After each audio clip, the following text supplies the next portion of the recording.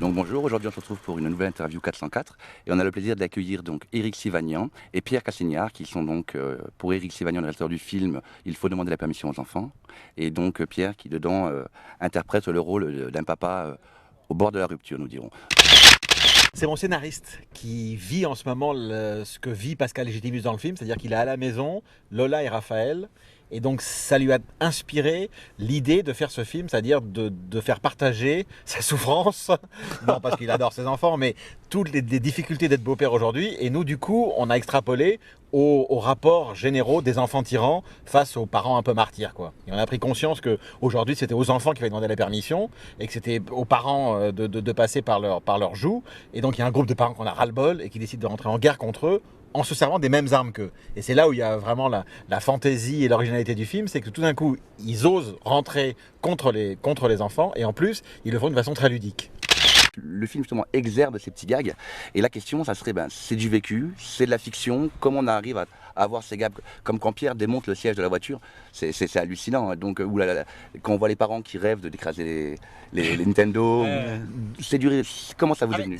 Très sincèrement, c'est 100% du vécu, quoi. C'est-à-dire que 95% des trucs, c'est du vécu. Alors effectivement, on a ramassé dans un film toutes les expériences qu'on a pu glaner, et chez lui, et chez moi, et chez les autres. Donc effectivement, du coup, on en a plein la tête. Mais et d'ailleurs, on s'en rend compte parce que quand le spectateur voit le film, il dit tiens, moi j'ai fait ça, moi j'ai fait ça, moi j'ai fait ça. Et même les trucs qu'on croyait avoir inventés, t'as les gens qui l'ont vraiment fait en vrai, tu vois. Ouais. Donc c'est hallucinant, quoi. Et sinon dans le film on découvre une petite actrice qui s'appelle donc Lola, j'ai oublié son nom, mais cette petite actrice, on la découvre à l'écran, c'est la première fois pour elle. C'était vraiment pour vous le cadeau pendant ce film.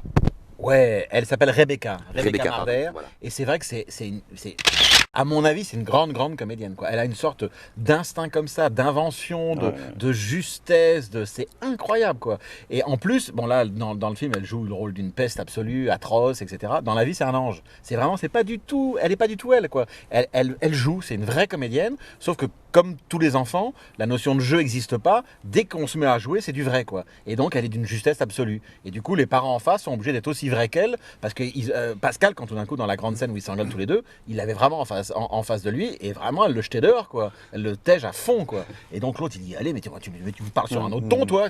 Et d'un coup, hop, on est dans la vérité, quoi, dans la justesse.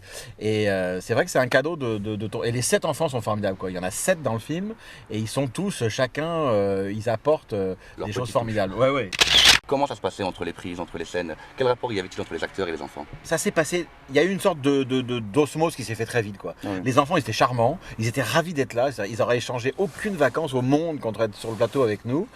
Les parents, ils étaient super contents d'être là, ils aiment le scénario, ils ont trouvé plutôt que chacun était content d'avoir l'autre à côté de soi. Lui, il était ravi d'être marié à Anne Pario, Pascal était ravi d'être marié à Sandrine. Le couple des deux, Villarmoz et Garcia, c'était le couple de rêve. Donc voilà, et les enfants, ils ont trouvé que les enfants, ils étaient plutôt bien choisis. Lui était ravi de sa progéniture. Donc ça s'est fait tout de suite, qu'il y a une sorte de ludicité comme ça. Puis moi, autant je travaille beaucoup, parce que franchement sur mes plateaux on glande pas, mais c'est toujours dans la bonne humeur, quoi. C'est-à-dire c'est vraiment dans la ludicité, dans l'énergie, dans le sourire, et donc tout d'un coup l'ambiance passe, et puis ça se sent dans le film, quoi. Il y a rien à faire.